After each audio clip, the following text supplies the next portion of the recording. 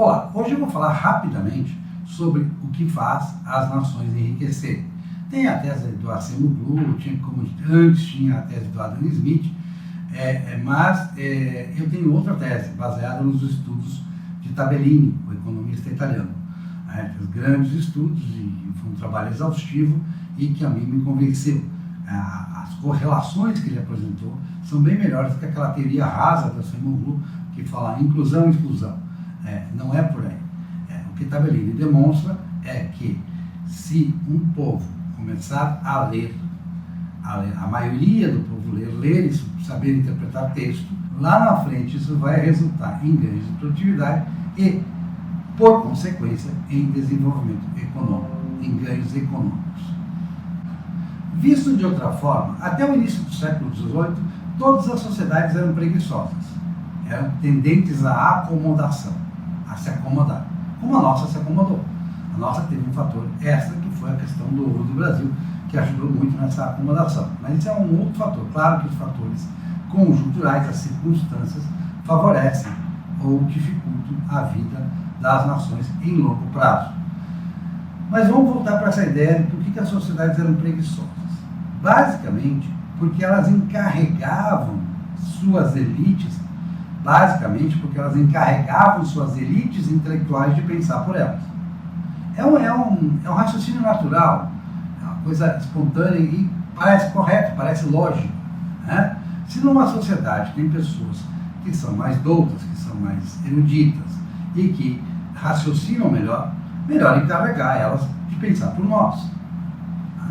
Mas, a partir de um determinado momento, a partir do século XVIII, quando há a disseminação da alfabetização, isso não é uma decorrência lógica do protestantismo, mandar ler a Bíblia, não, ajuda, claro, mas não é esse o fator, é a disseminação do conhecimento, realmente favorecer o ensino disseminado a todas as pessoas, universal. Isso começa na Prússia, no início do século XVIII, e vai se arrastando, vai se disseminando pela Europa.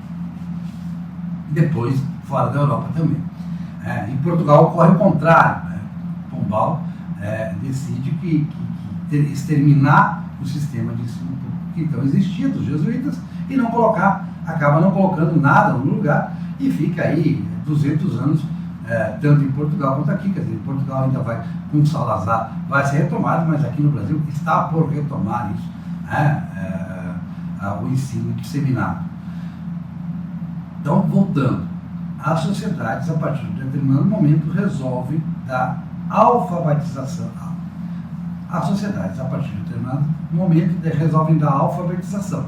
A alfabetização sozinha não resolve. As pessoas têm que ler, efetivamente, têm que saber interpretar texto.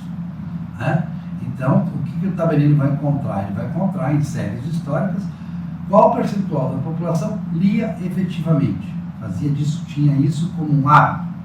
E aí, um detalhe aqui, as pessoas perguntam, é melhor ler ficção ou não ficção? Melhor a ficção. Embora a não ficção também seja útil, a ficção é mais útil. Ou então aquilo que, teoricamente, não é ficção, como a Bíblia, mas que conta historinhas, que conta histórias que nos tocam o coração, que nos tocam a afetividade. Porque sabemos que aquilo que nos toca a afetividade faz com que nós gravemos melhor aquela informação, faz com que nós elaboremos melhor aquela informação recebida. Então, a informação edulcorada, a informação que tem esse lado poético, esse lado de contar histórias, essa coisa emotiva, afetiva, ela acaba se revelando mais útil. Embora a gente não ache que haja uma relação de causa e efeito aí, ela existe, ela é fato. Se a maior parte de uma população passa a ler e a ter isso como hábito, lá na frente as nações vão ter ganhos de produtividade e vão ter ganhos econômicos.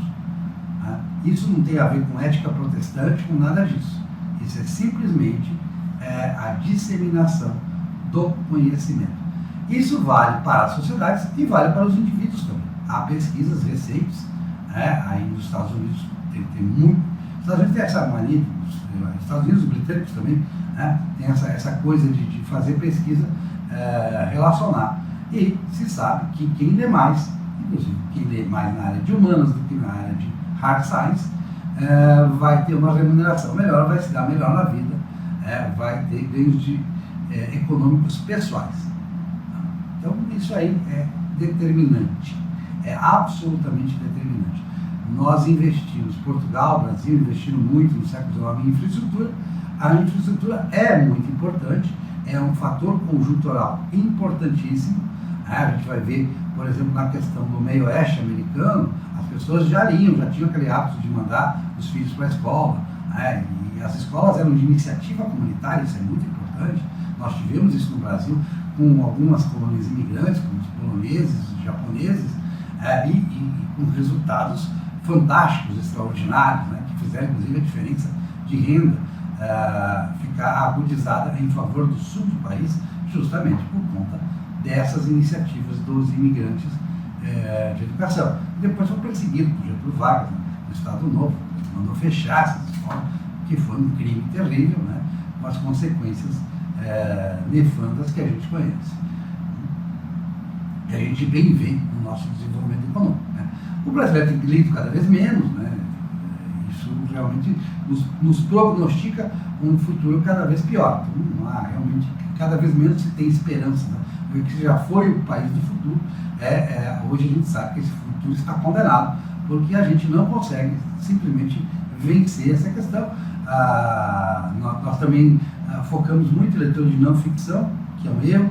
A gente deveria dar um aspecto lúdico à leitura, essa questão de Paulo Freire aí, que isso não é ficção, isso aí é disseminação de ideologia, é não ficção, ideologias do ressentimento. Então, essas questões realmente não contribuem para que nós tenhamos, para que o Brasil continue sendo o que era lá atrás, na minha adolescência, o país do futuro. Não é mais. E as coisas tendem a piorar, a menos que a gente mude os rumos, como muitos países mudaram lá atrás.